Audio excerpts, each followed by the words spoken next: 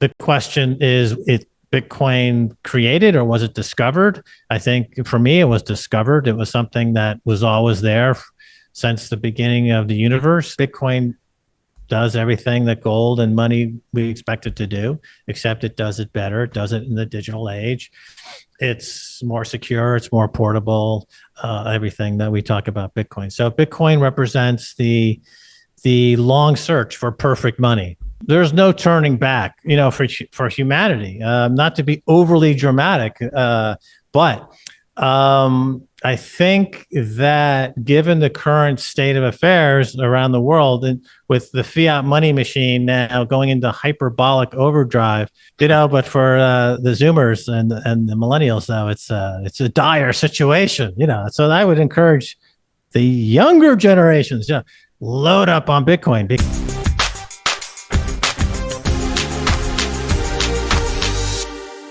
Michael Saylor, he started off as an engineer, then he became like a prophet of metaphysics. And this is all that happens quite frequently. Unless you take the dark side, unless you become, an altcoiner or shitcoiner, then you go down a different path toward the hell, essentially. And that's those are the two paths on offer. You have either you ascend to the metaphysical heaven or you descend into the analog basement of reality somewhere in Satan's playpen.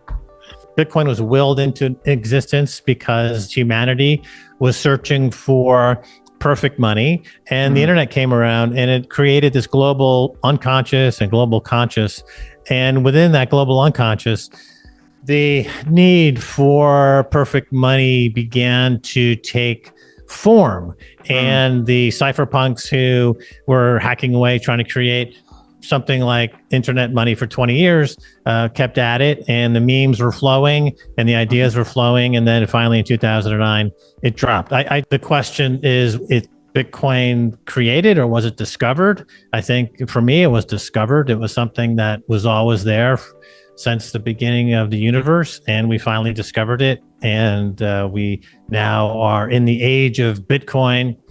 And of course, in El Salvador here, we're in the age of Bukele, where President Bukele has made Bitcoin legal tender. And we see what happens in the country when a president embraces Bitcoin, understands Bitcoin, is fully orange-pilled, and understands the applications of it and how it relates to society at large and how it relates to culture. And so that's why we feel privileged to be living here, because we're now living the orange pill life in El Salvador. And so Bitcoin takes us to that place. So it's a revolution in human consciousness in that way. I think in El Salvador is an interesting example of making Bitcoin legal tender and adopting Bitcoin and being orange pilled and having President Bukele speak so eloquently about Bitcoin for so long. He was tweeting about it in 2014 and began in 2017. He's really been in Bitcoin for a long time. He's thought about it a great deal. And one of the side effects, and I'm not going to claim that there's a direct cause and effect here, but I will allude to this. One of the side effects of a Bitcoin consciousness is a certain intolerance of violence and a certain intolerance of social injustice. And, in the last year, we've seen in this country the violence decrease almost over 95%. So, and I think that's a correlation with the Bitcoin, because Bitcoin, again, on that subconscious, unconscious, universal conscious level, changes you. And as I say in my book, the Book of Max, you don't change Bitcoin, Bitcoin changes you, right? So once you allow the protocol to come into your mind, it'll either do one of two things. Either you become a malevolent, dastardly, no good Nick, like a Sam Bankman-Fried, or you're elevated. It takes you to a place that you want to be, right? As they say here. And that could be, for example, a President Bukele, or I think Michael Saylor is somebody who I think was elevated. Bitcoin does everything that gold and money we expect it to do, except it does it better. It does it in the digital age. It's more secure. It's more portable.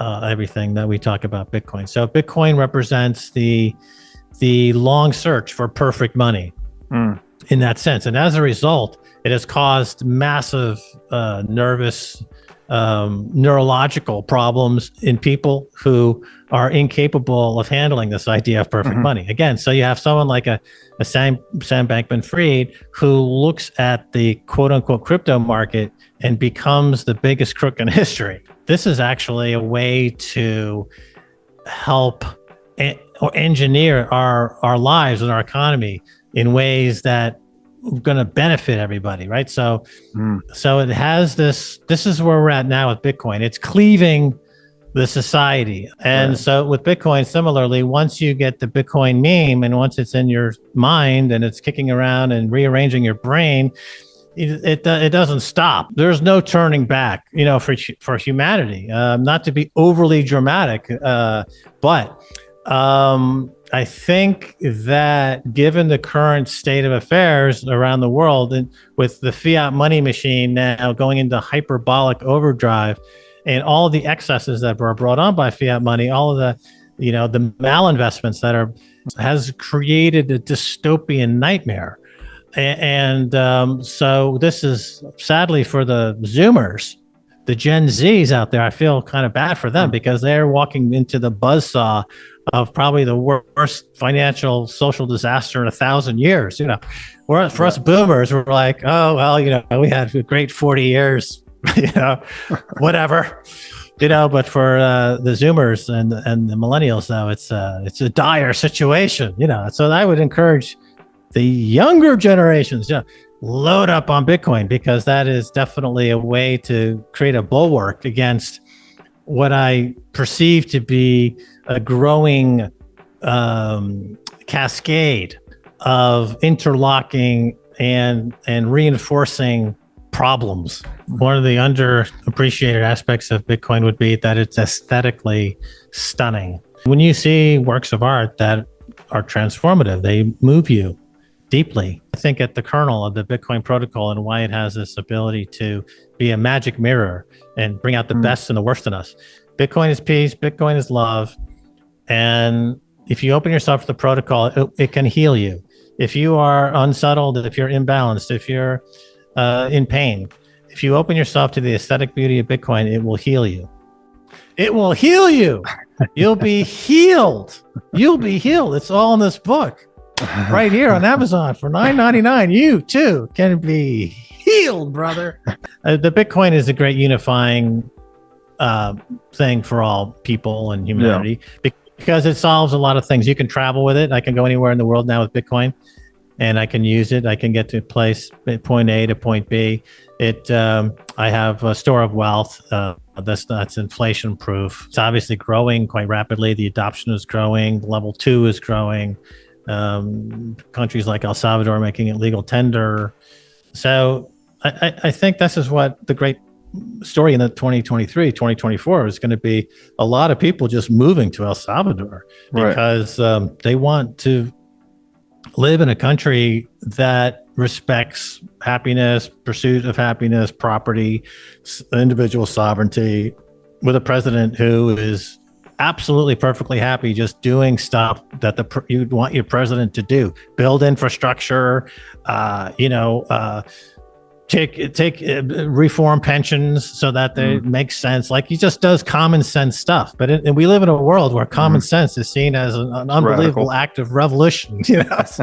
What's he doing? He's doing like common sense stuff. Okay. On top of that, he is also a very dynamic leader and he's inspiring and he has, we're residents here, Max and Stacy. And so we, picked up and we live here. And, so it's there's a lot of folks that are working to not only make Bitcoin legal tender, which was done by the president in September of 2021, but to also bring in some additional legal parameters and frameworks to allow for a securities industry to grow, which would be on top of a Bitcoin. So it's a Bitcoin foundation with Bitcoin securities on top, and that law actually was just passed today, so the historic day.